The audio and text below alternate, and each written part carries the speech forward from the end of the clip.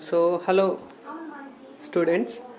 तो हमने previous class में देखा था कि कैसे हम कौन सा टॉपिक जो है थोड़ा इम्पोर्टेंट है उसको पहले देखेंगे। तो उसमें हमने बात किया था कि जो भक्ति साहित्य से रिलेटेड हमारा एक ब्लॉक है वो है ब्लॉक 2। तो उसमें हमको टॉपिक्स को देखना है, ठीक है। और एक क्वेश्चन अभी हम देखने वाले हैं, ठीक है। तो यहाँ पे जो क्वेश्चन नंबर 4 है, तो इसको आप यदि देखेंगे क्वेश्चन नंबर 4 को, तो इसमें पूछा गया है कि भक्ति काव्य की सामान्य विशेषताओं का विवेचन कीजिए, ठीक है। तो इस क्वेश्चन को हम एक बार देख लेंगे ब्लॉक 2 में कहाँ है और उसके जो टॉपिक्स हैं उसको कैसे डिवाइड करके पढ़ना है, ठीक है। तो एक बार हम अभी ब्लॉक 2 में जाएंगे, ठीक है। तो ये आपका दिसंबर का है, ठीक है। तो 2022 का दिसंबर सेशन में ये वाला क्वेश्चन आया है, ठीक है। तो मतलब भक्ति काल से ही आपको जो है 3 से 4 प्रश्न तक पूछे गए हैं, ठीक है। तो ये जून का है, उसको भी बाद में देख लेंगे, लेकिन अभी ब्लॉक 2 को देखते हैं। तो यहाँ पे देखिए, इसमें जो भक्तिकालीन प्रवृत्तियाँ हैं उसके बारे में हमको लेसन 6 में बताया गया है, ठीक है। यहाँ पे आप ये जो नाम है लेसन्स के, वो देख के ही आप समझ सकते हैं कि जो प्रश्न पूछा गया है वो कहाँ से आया है, ठीक है। एक बार भी आप पढ़ लेते हैं इस बुक को तो आपको समझ में आ जाएगा कि प्रश्न कहाँ से आ रहा है, ठीक है। तो यहाँ पे जो प्रवृत्तियाँ हैं उसके बारे में पूछा गया है, तो वहीं पे चलते हैं।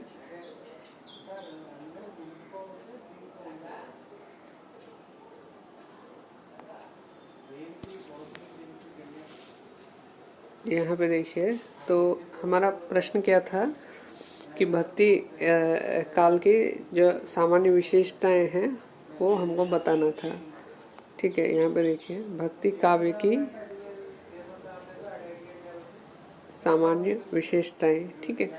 तो यहाँ पे जो भक्ति काव्य है उसकी सामान्य विशेषताओं पर एक टॉपिक अलग से है आपको,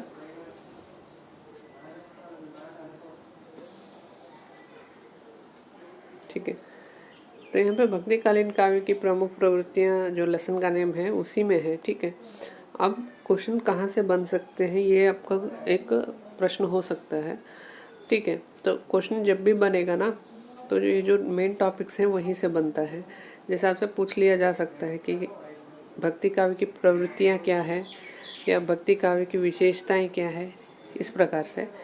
या निर्गुण भक्ति काव्य के बारे में बताइए, या सगुण भक्ति के बारे में बताइए। सभी जो टॉपिक्स दिए गए हैं वहीं से क्वेश्चन बनेगा, ठीक है, इस प्रकार से। या भक्ति काव्य का महत्व बताइए, ये सब। फिर अब जब क्वेश्चन का टॉपिक आपको समझ में आ गया तो उसमें आपको देखना है कि उस आंसर को आप कितने भागों में डिवाइड कर सकते हैं, ठीक है। यहाँ पे 7 भागों में आप डिवाइड कर सकते हैं उसको। अब मान लीजिए निर्गुण भक्ति काव्य के बारे में बताने के लिए कहा गया, तो उसको आप मेनली 2 भाग में डिवाइड करेंगे, ठीक है। इस प्रकार से आपको समझ में आ जाना चाहिए क्वेश्चन देखकर कि आंसर को कितने पार्ट्स में डिवाइड करना है, ठीक है। अब भक्ति काव्य की सामान्य विशेषताओं में ये सभी जो गुण हैं वो केवल आप याद कर लें, ठीक है। एक बार लेसन पढ़ लीजिए, उसके बाद ये जो गुण है उसमें से 5 या 6 को भी आप याद रख सकते हैं, तो आप एक अच्छा आंसर दे सकते हैं, ठीक है। जैसे ईश्वर के प्रति प्रेम, समानता का भाव, गुरु की महिमा के बारे में भक्ति काव्य में बताया गया है। जैसे अब देखिए, भक्ति काव्य यहाँ पर जब कहा जा रहा है तो इसमें सगुण और निर्गुण दोनों के बारे में ही बात हो रहा है, ठीक है।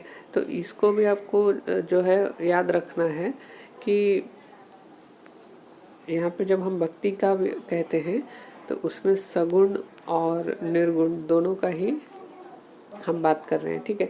तो दोनों में ही जो है गुरु की महिमा के बारे में बात हुआ है, ठीक है।